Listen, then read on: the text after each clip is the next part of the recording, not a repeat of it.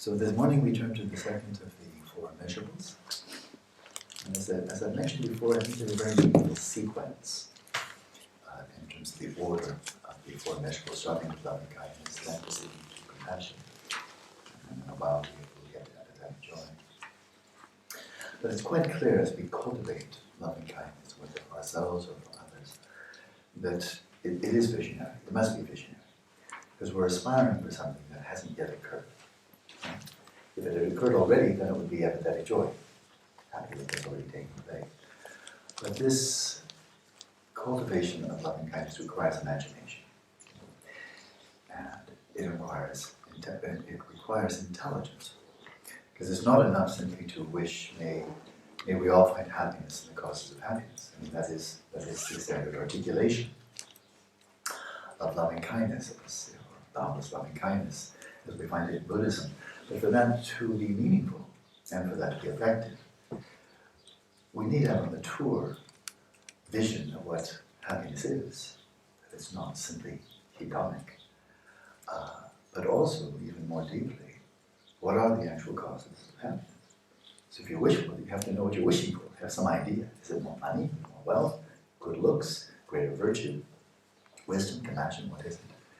And so this is where this cognitive intelligence comes in, being wise in our desires. Not simply wishing, may everybody be happy. That's fine.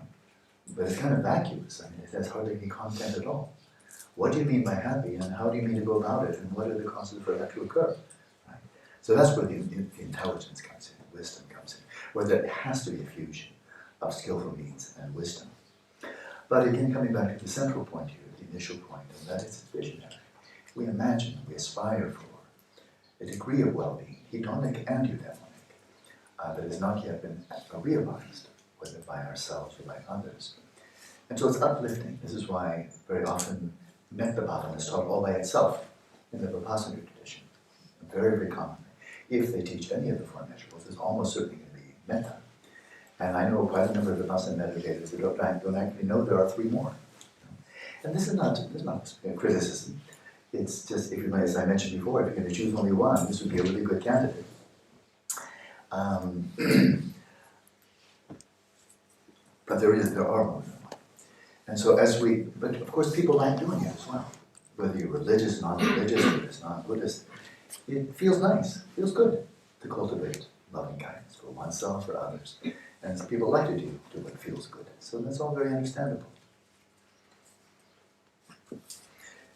It can also lift us up into kind of this realm of possibility where it's possible, almost like sitting into a little carriage, a little basket under a hot air balloon, and just kind of drifting off into, wouldn't it be nice if everybody were happy? Wouldn't it be nice if, and we can start singing and maybe writing poetry about, wouldn't it be nice if everybody lived in harmony and it was spring all the time and I were 30 years younger.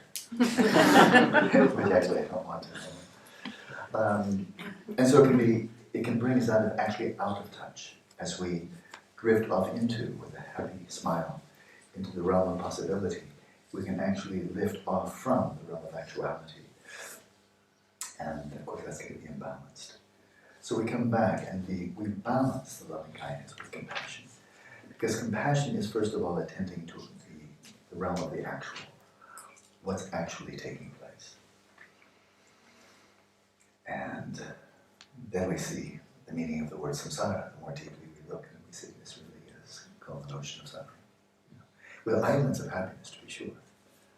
But what is, I think it's something like half the world's population is living in poverty. All right, pretty close. Yeah?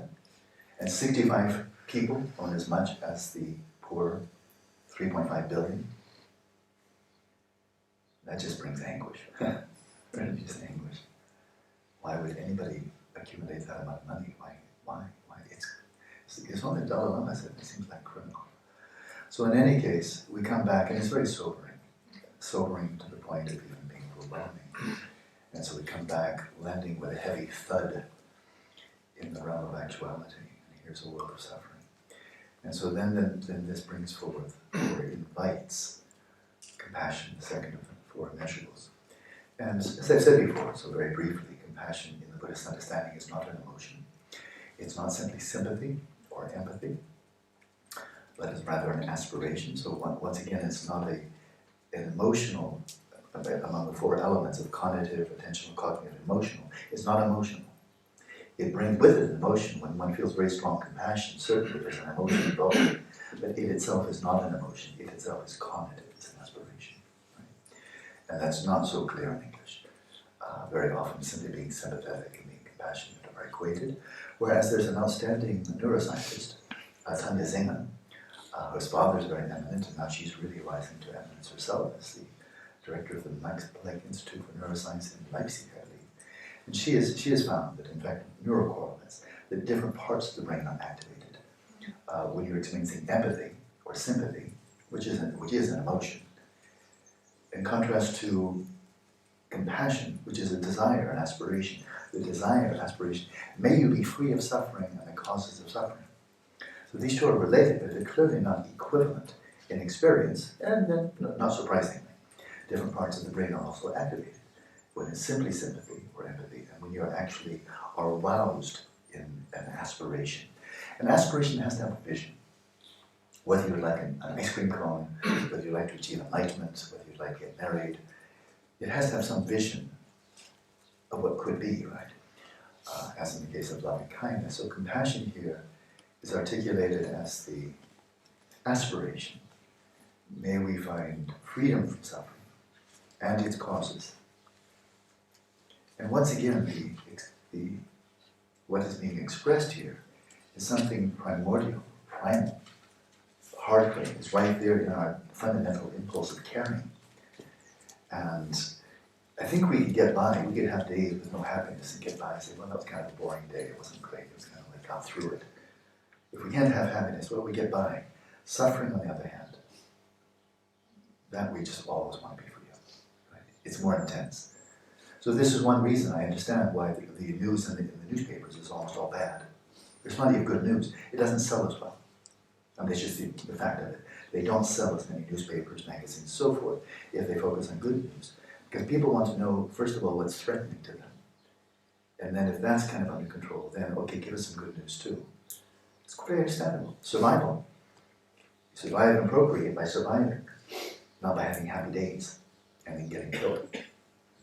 And so this is a constant, and that is we just never want to suffer in the body or the mind. And then we can ask a very simple question. From the time we were born, let alone past lives, every single moment of every waking hour, and including in the dreams, in every single moment we want to be free of suffering. Always want to be free of suffering. If possible, both physical and mental. If it can only be one of the two, we'd rather be free of mental suffering. But physical suffering can really catch your attention, we all know that. So we'd like to be free of both. And so then we can ask, okay, how's your track record? This is something you always wanted. On some occasions, you wanted a car, you wanted a girlfriend, you wanted a house, you wanted a job, you wanted this, you wanted a vacation. Those desires come up all over the place. Those are myriad appearances, right? And they shift all over the place. The kind of desires you have now are very different than the kind of desires you had 30 years ago. But what is the constant is, in every waking moment, in every dreaming moment, you always want to be free of suffering. That's a constant. That's kind of going right down to the root of caring. So then you can check your track record. How you doing?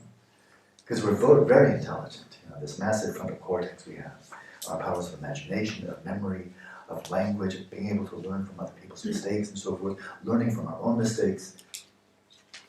If we were simply rational beings, if we were kind of simply designing humanity or trying to understand this without actually looking at empirical facts, it would be very easy to assume that an individual over the course of life would just get freer and freer of suffering until by the time you're getting into old age and so forth, you're pretty much okay. Live longer and you just live beyond 70, 80 or 90 and you just have less and less suffering because you're just learning more and more about trial and error, like Thomas Edison, what worked, what didn't work. And so by the time you get to 90, you just be so serene and peaceful, let alone happy too. And so the fact that that's generally not the case, let alone from lifetime to lifetime, if we learned from lifetime to lifetime. Then, of course, every lifetime we'd be better. It's kind of like the New Age notion of reincarnation. Is every life has some lessons to be learned. You know, it's like school. And you go from this, and you learn some lessons, and then you go on to the next class, and you learn some more lessons, and in every way, and every day, and every lifetime, I'm just getting better and better and better. I would love that to be true. And there's no evidence for it at all. It's a happy thought. So is Santa Claus and the Tooth Fairy. But it doesn't actually turn out to be true at all. And it's not even true in the course of a lifetime. Some people, indeed, do become freer and freer from suffering, find greater and greater happiness. Again, Lozang, the yogi that I mentioned, who is the farmer, the soldier, and then eventually turned himself totally to Dharma. When I was translating for in the mid-80s, he commented, when asked by Bob Thurman about what was it like to be him, and he said, "Oh, I'm abiding constantly, during meditation and post-meditation, I'm abiding constantly in a state of inexpressible bliss." Yeah, he said that. His Holiness told him before he came that he had to be very candid if Westerners asked him what was going on. And not just say, "Oh, I'm a Buddhist monk. I only aspire for Buddha." His Holiness would do that. He told this monk, because he was going to Harvard to have them examine him. And if Herbert Benson had said, "Well, what's it like to be here?" He said, "Oh, I had no realization." He said, "What do you come here for?" I said, "No, I'm sending you here if you're just ordinary schmuck. You don't even have a PhD." And so there are people like that. It's not alone. This still happens. And he started really a serious Dharma practice when he was 48. Not too late. At least for some.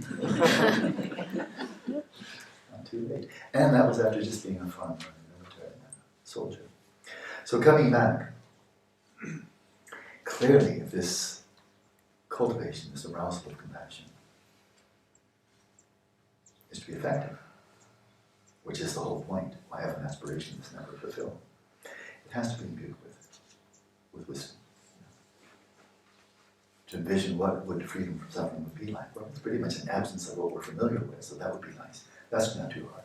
But then what are the actual causes? What are the actual causes? And when it comes to the physical, the hedonic, I pretty much leave that to people who are expert at it. Doctors, nurses, investment counselors, dentists, and so forth. Realtors, help you find a good home. So that's taken care of. There's a lot of money to be made in helping people find hedonic well-being and help them alleviate their stimulus-driven suffering. That's good, it's wonderful. But then when it comes to the alleviation of what I call genuine unhappiness, where there's an unhappiness that's dukkha, that is not stimulus-driven, it's not just an episode or a spike, something rotten happened, and therefore I'm unhappy. So then try to avoid rotten things happening to you. But this genuine unhappiness that is kind of like this underlying current of dissatisfaction, of restlessness, feeling ill at ease, anxious, for very good reason. You're in samsara, be anxious. Lots of bad things happening here.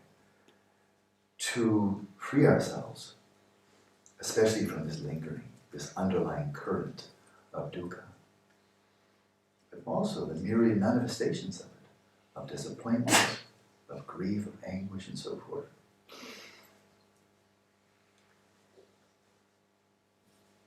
To be free of suffering and its causes, we have to identify the causes. We have to be smart. We have to be observant. And it happens so often, even among people otherwise intelligent. They find themselves really unhappy. And then they find someone to blame. Find someone else to blame. Poor Adolf, who was a moderately gifted artist. Not bad. I saw some of his art. It wasn't bad. Pretty kind of good. He failed as an artist. Didn't make it. So he found something else. The suffering of the German people, and there was a lot of suffering, a lot of it was unjust. He drew on that, and then found individuals, groups, and so forth to blame. A lot of people agreed with him, and then 20 million people died. More than that, actually, but it's a lot. We do that individually. We do that collectively, and we just perpetuate samsara. We look at our own unhappiness and we find someone else to blame. Somebody else, someplace, something outside of ourselves. It's called cognitive unintelligence, cognitive foolishness. So the Buddha's insight here, and he was quite revolutionary, is it's most obvious with mental suffering, but it's actually not confined to that, but most obviously mental. If we really would like to be free of mental suffering, and that includes depression, anxiety, and a whole range of dukkha, then he pointed to three internal elements, and that is, of course, three poisons: craving, hostility, delusion. And he said this, if you really observe carefully, this is where it keeps on coming radically empirical.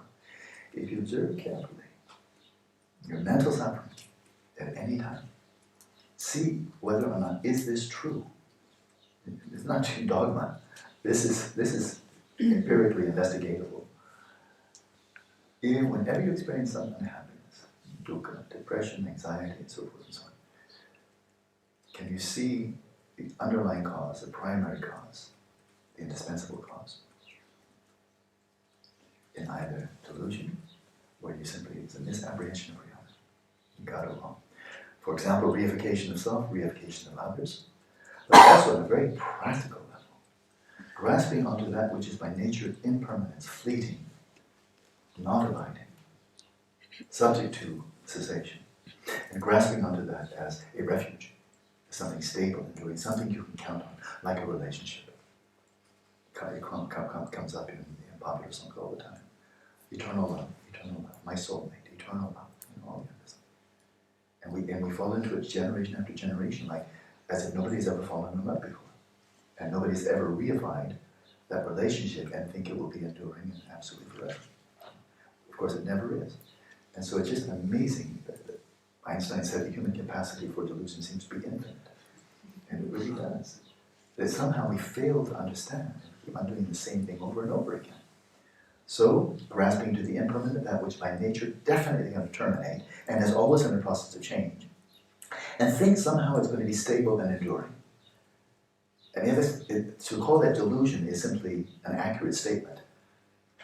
And then seeing how our mental suffering stems, in many cases, from craving, from attachment, viewing someone, something, or something abstract like reputation and so forth, as a source of happiness, a true source of happiness, and then grasping onto that, clinging to that, craving that, having attachment for that if we acquire it. And then, lo and behold, it doesn't turn out well. Surprise, you know? And then, of course, it's hostility, aggression, hatred, anger. And of course, that feels rotten from the very beginning. So just see, there it is. But he's saying that's it. That other people, outside situations, may or may not give rise to mental suffering. Gyaltsen, how many people could do this? Live in a concentration camp for 18 years and say, I was happy in a concentration camp than most people are outside. And he just used that for an 18-year retreat. There was another one, was it Chökyi, who stayed in somebody's basement for like 18 years. Chökyi, yeah. Something like that. I mean, my precise details really. Chökyi, Geluk-Kagyü, during the Hell Years, the Cultural Revolution, then he just stayed in somebody's basement and pretended to be a crazy man. Because if he saw he was a tulku, then they would have killed him or imprisoned him. So he pretended to be a crazy man, like, mentally imbalanced or mentally impaired. He lived in a basement for 18 years, pretending whenever any Chinese came by, he's kind of like the simpleton, that's why they kept him in the basement. And he turned that into an 18-year retreat. Came out in a magnificent human being. But Banlan Gyatso, I translated for him about 20 years ago. 30 years in concentration camp. He did not enjoy it. He was a simple monk, an ordinary monk. It was horrendously awful. He was starved, he was tortured, he was worked almost to death and so forth. Finally released. So he suffered mentally a lot. He wanted to commit suicide, but he wouldn't because he was a monk. But when he was released, when I was with him in the mid-90s, twice I translated for him. We had long conversations. He said, and I saw no reason to disbelieve what he said, I feel no hatred, no resentment, no hatred, no resentment towards those who incarcerated me. And of course he didn't do anything at all. I did none.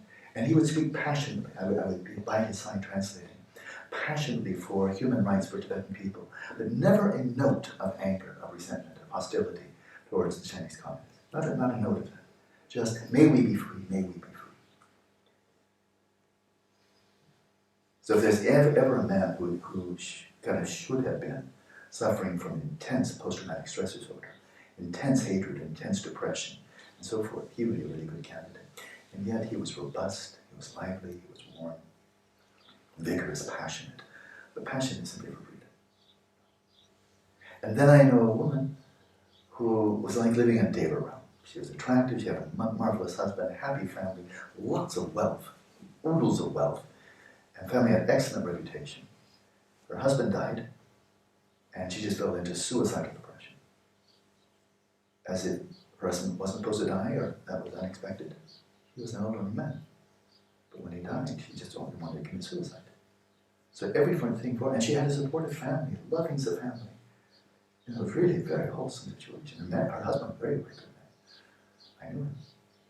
But she was suicidally depressed because her husband died, and the man was in a concentration camp for 30 years who wasn't depressed. So all of this shout at us, reality screaming at us, that what really makes us unhappy is not your plush mansion on a hillside, overlooking the Pacific, and what really makes you miserable is not being in a concentration camp. So may we be free, may we be free. So I'd like to wrap this up, but to bring wisdom to this is imperative. Otherwise it's just a sentiment, or an empty, vacuous, going nowhere desire. If we are wishing may we be free of suffering and we don't really have a clue, what causes it? What causes it? Why is there so much discord in the Middle East? Is it just because those fanatic Muslims are bad people? That would be easy. Bad people, good people. We suffer because of bad people. There's a good moronic response to it. But it never, of course, cuts to the source. So this is where wisdom really comes in. And so, in the Buddhist teaching, compassion is always directed outwards. I've never seen any reference to self-directed compassion. Never seen it. Just doesn't come up. Feel compassion in yourself. Because they would say, you already want to be free of suffering, but we were talking about you need to cultivate that. Except they didn't see us coming. Or we can be so harsh with ourselves. Literally, when I've told this story many times, I'm running, I'm afraid.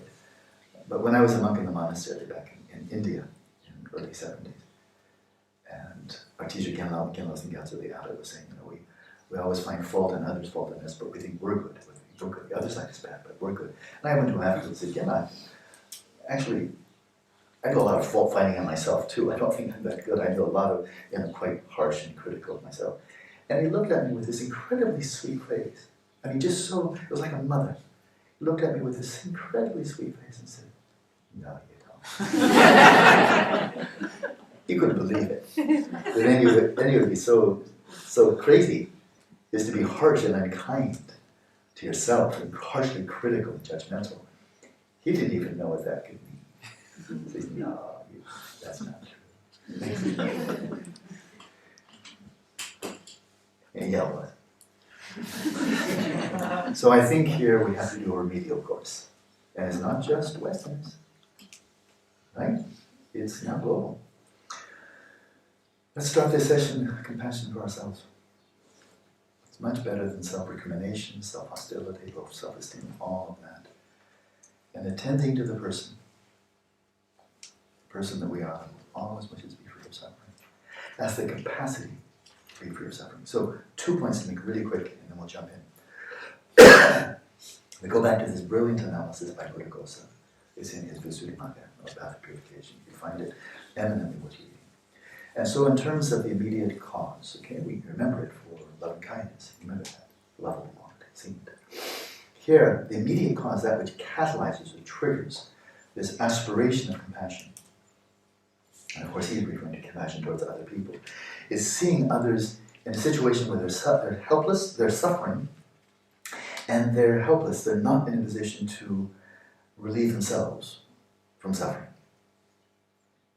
If they were, you just kind of stand by and go, oh, good. The person fell into the river, but as a strong swimmer is swimming right to the side.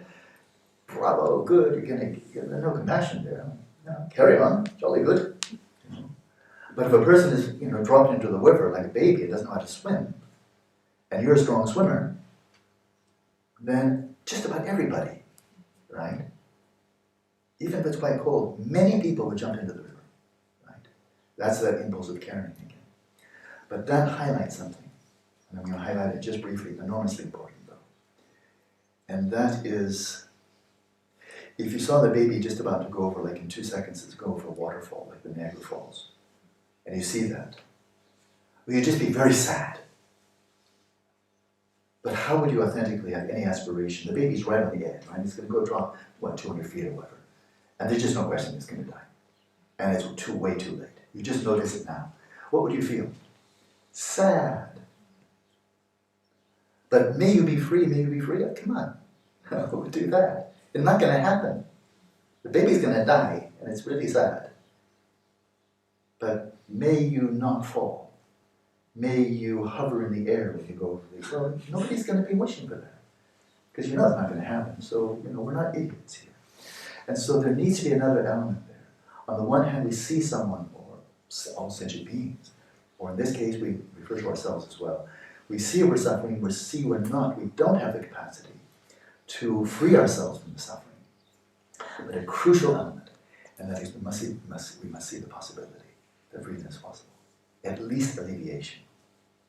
At least alleviation of suffering is possible. And if we're aspiring, may you be free of suffering and its causes, there must be a vision that freedom from suffering and its causes is actually possible. If it's not, that airplane's not going to fly. It's too heavily burdened with reality. It's not going to get off the ground, right? We're not going to aspire for something that deep down, and that's never going to happen. Impossible. There has to be that vision of possibility. And we aspire for it. But this means we have to know what the causes of suffering are. If we don't have a clue, then we don't have a clue whether freedom is possible. So those two elements, and that is seeing that the person that we're attending to is suffering, is not capable of freeing him or herself all by themselves. But there is a possibility. They could be freed. They could be freed. And that may be so. So we direct this inwardly, and we can see for ourselves how successful we've been thus far in taking refuge in our own intelligence, our own creativity, our memory, and so forth, analytical abilities. And see for ourselves, how's it going? From year to year, decade to decade. Happier and happier? Less and less prone to suffering?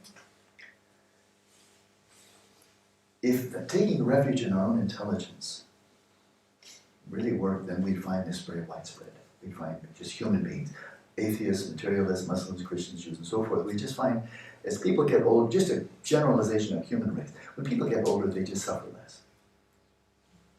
And they're happy. On occasion, that's true. As a generalization, I think it's obviously not true. Let alone from lifetime to lifetime. There we're beyond the scope of what we can directly observe. And so in this regard, as we cultivate compassion for ourselves, and that would be the meditation for this morning, as we arouse the aspiration, may I be free of suffering and its causes. I mean, free, not may just, I feel a little bit better, but may I be free. It just occurred to me this morning that just naturally evokes taking refuge. If there's any chance of being successful. How, with your deluded mind, can you wish to be free of delusion when you're taking refuge in the deluded mind to get free of delusion? That's going to be a difficult one, right? Difficult. So for some time then, to take refuge in someone outside of your matrix of delusion, craving, and hostility, who's free of all of those, who's found the path, come to the culmination of the path, has gotten a clean bill of health, freedom from all mental afflictions, and can report on what it's like and how to get there. With analogies abound. That's the person you rely on. And right there is the fundamental rationale for taking refuge and put it out. and Sangha. So that, I think, is part of compassion. For those who are drawn to this path, taking refuge is really a part of compassion toward oneself. Because there's some possibility, there's some hope, there has to be hope, right? And you look to the Buddha himself and then the great adepts in the multiple traditions, Theravada, Chan, Indian Buddhism, Tibetan Buddhism, Mongolian, and so forth. You see, there's enormous grounds for hope. And in fact, the Buddha was not just all by himself as the only one, but myriad of his own disciples, his personal disciples, that gained such freedom. And then myriad disciples over the last 2,500 years have found such freedom in the multiple, ways that the Buddha has been assimilated in different cultures. And now is being assimilated into modernity. So that would be part of compassion. And then, final point, again, we don't even call this self-directed compassion, but we have another word for it. It's called renunciation. Renunciation is not simply being fed up with samsara, fed up with delusion, fed up with suffering. Renunciation is being fed up, disillusioned with the single-minded fixation on hedonic pleasures, and that's going to fix. I can massage reality into shape, and it's going to come out really well, despite aging, sickness, and death. One grows out of that delusional fantasy and becomes completely disillusioned with finding freedom from suffering by finding the perfect spouse, the perfect job, the perfect look, the perfect health, the perfect location, and so forth and so on, the perfect health plan, and so forth. And see, oh, that's just stupid. It's just stupid. There are people who have marvelous spouses. I know some. Marvelous spouses, like, boy, you couldn't ask for better than that, and they're miserable. The spouse can't make them happy. The spouse can't free them from suffering. Even if it's an Arya Bodhisattva spouse. Really. And I don't think they're very common. Maybe more common than I know. Even my vision is all over and I'm an illusion.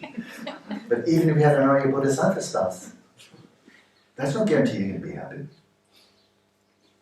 You're so goody-goody. I can't stand you, goody-goody. You're all so nice. You make me feel guilty. You give me such a low self-esteem. I'm going to be you just take a hike. I can't stand being around you. You make me feel rotten. Because I compare my behavior to yours, and I was kind of low. Write a book on the disadvantages of having the same spouse. So, it's called renunciation. And renunciation is two-pronged. It's disillusion with samsara, disillusion with just carrying on in this field of mental afflictions and thinking it's somehow going to turn out well.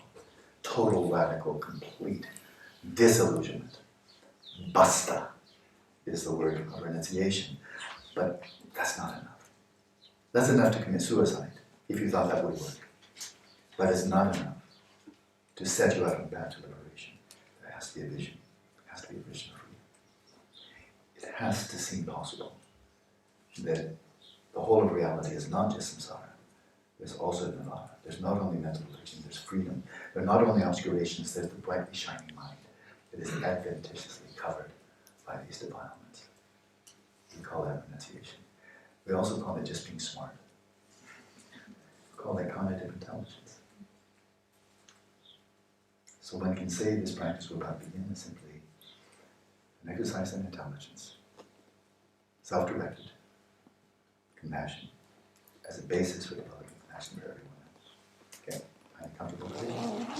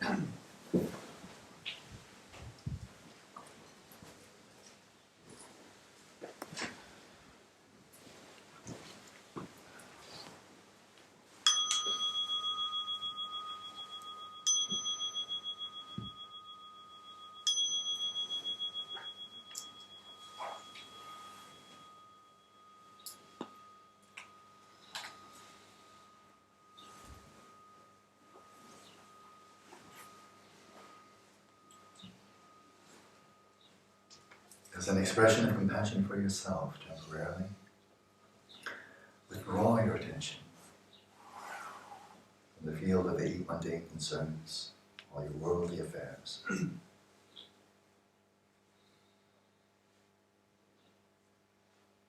Draw your awareness inwards, gently and kindly.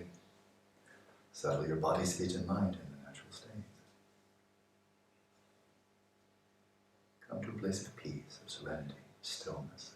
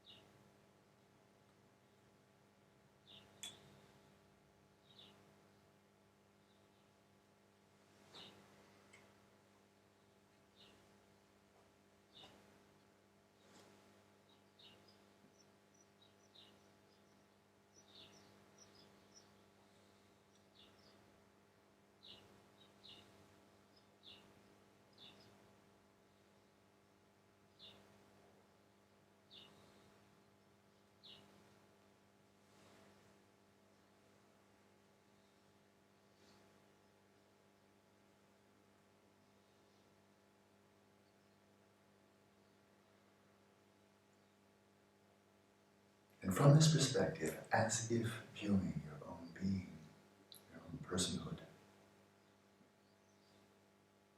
from the perspective of this brightly shining mind, this transpersonal perspective,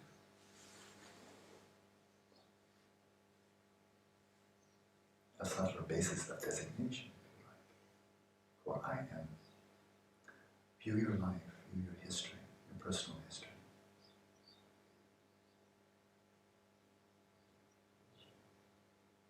Fully aware of your constant desire to be free of suffering and its causes. Never a moment do you deviate from that aspiration.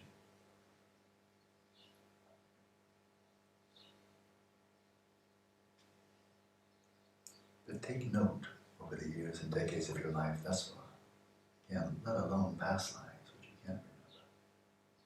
How much suffering have you endured?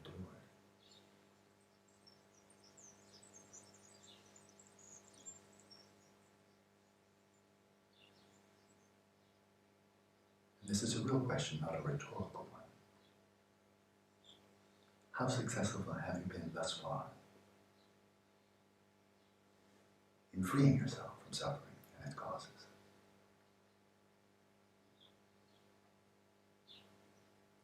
Such that given the same circumstances, adversity, felicity, adversity, you suffer less in response to adversity.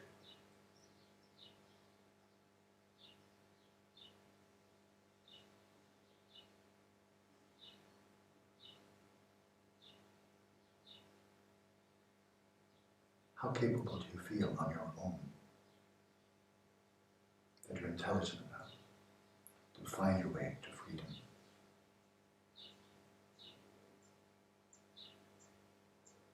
Without looking to those who successfully have gone before you.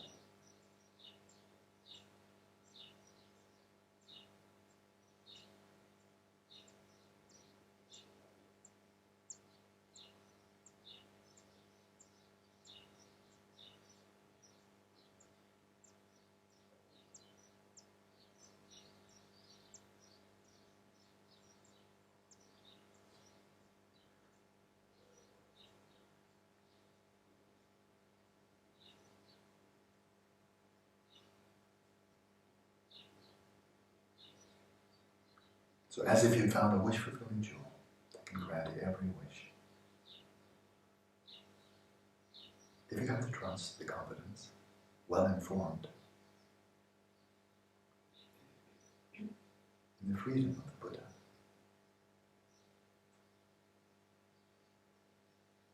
in the efficacy of the medicine of the Dharma, in the wise benevolence of the Sangha, your spiritual friends, those who have gained profound realization, realized nirvana. And out of compassion for yourself, the sincere wish, may I be free of suffering, forever completely free of suffering and its causes.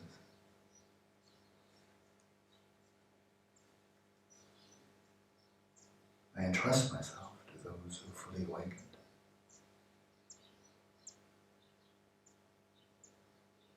to the Dharma they've revealed,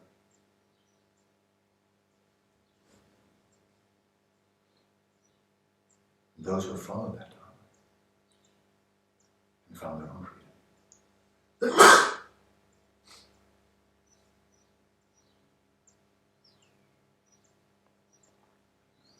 By setting out on that same path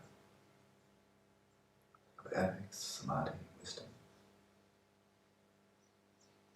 may I too be free of suffering, forever free, however long it may take, one lifetime or many.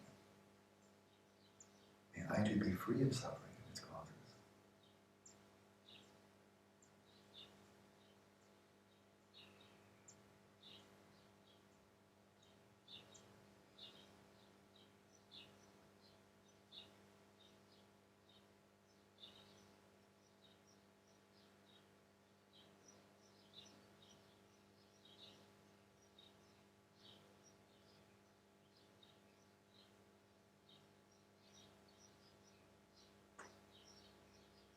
Like an addict, whether for alcohol or drugs or other objects of addiction, who finally comes to the point that it's unbearable, an absolute shift must take place. Seeing with total clarity the catastrophic effects of continuing to act upon that addiction.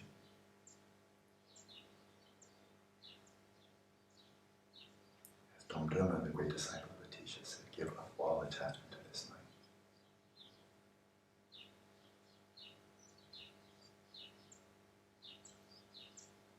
Basta. Hopeless. Never a chance of freedom. Not there.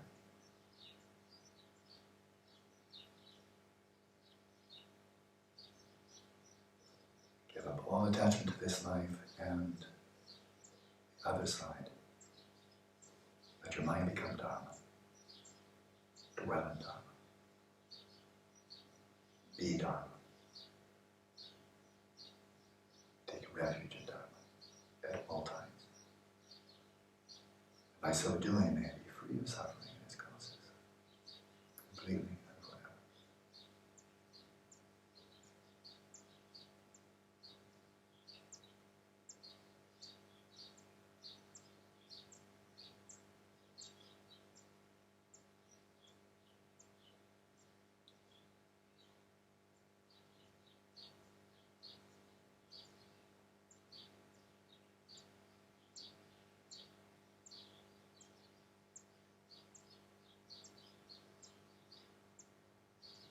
For this aspiration to be realized, there must be a path. It's not just a technique or some good advice or a practice here or there. There must be the fourth noble truth. There must be a path. What's the strategy? So as you envision your own freedom, as you venture into the realm of possibility, envision it clearly. On complete freedom. And as you arouse this aspiration for such freedom, arouse also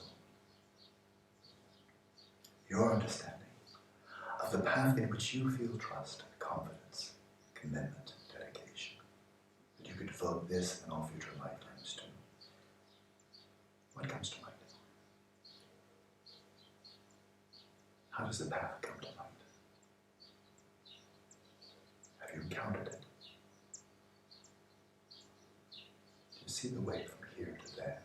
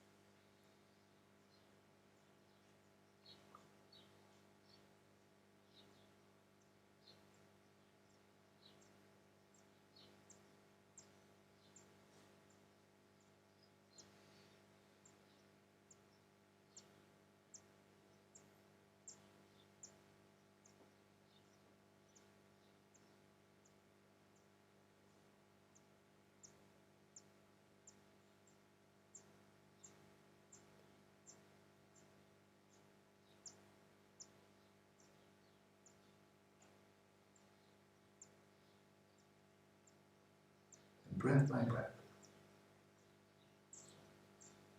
with working memory, holding in mind the vision of freedom and holding in mind the path to such freedom, the means by which you may actually be free, not only of suffering, but the causes of suffering.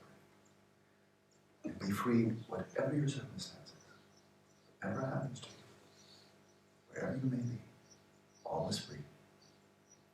Holding this in mind, freedom and the path to freedom. When you see it's possible,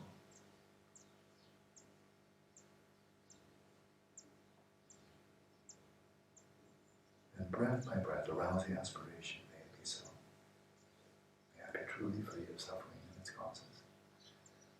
Breath by breath, again symbolically imagine the very epitome of your own freedom, your own Buddha nature, your pristine awareness, primordially pure and free, the wellspring of all genuine happiness. Imagine this once again as an orb of light at your heart. And breath by breath, with each inhalation, imagine the darkness of all that obscures your mind. All mental afflictions, all obscurations, all impediments.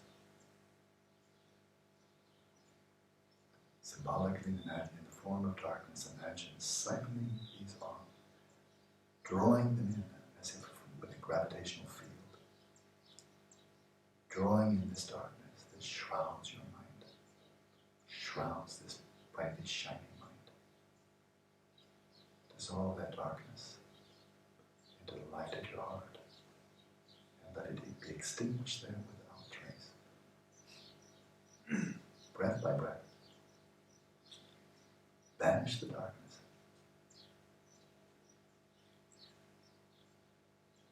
And let your mind become Dharma, the brightly shining mind of Dharma.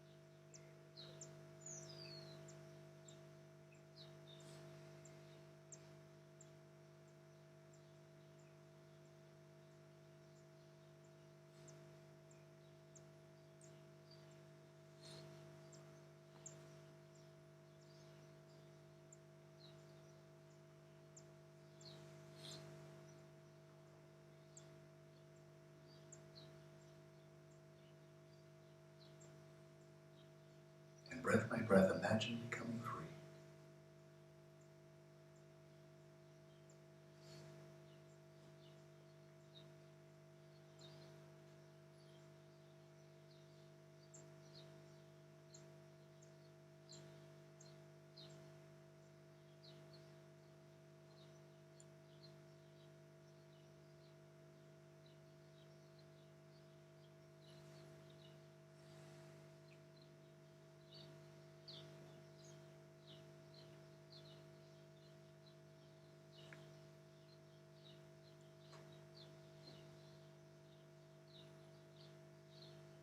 And here and now, imagine being free. Drawing the wisdom that Panchen shared with us yesterday. Let the basis of designation of yourself be not your ordinary body, your ordinary mind, or even your substrate consciousness.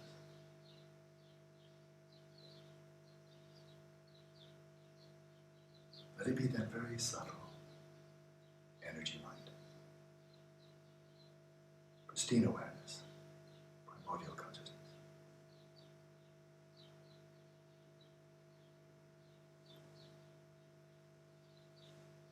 The flow of energy, the energy of primordial consciousness. With this as the basis of designation. Here and now, regard yourself, designate yourself as already free. Because there is a perspective from which that is true right now.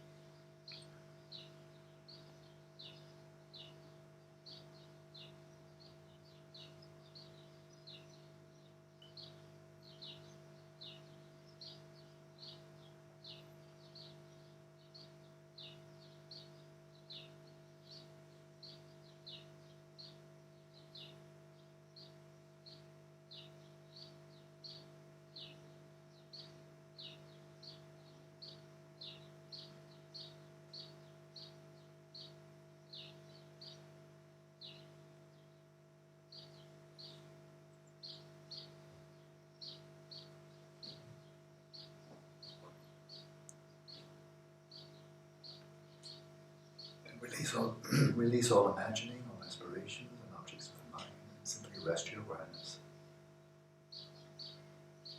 in its own place, knowing itself.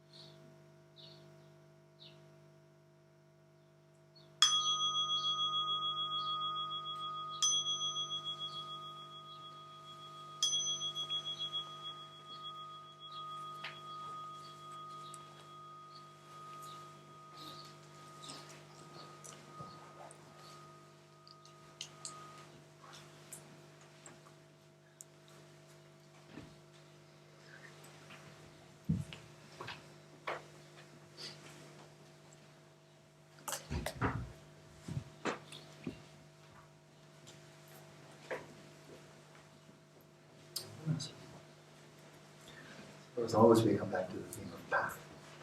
If there's a path, compassion is also.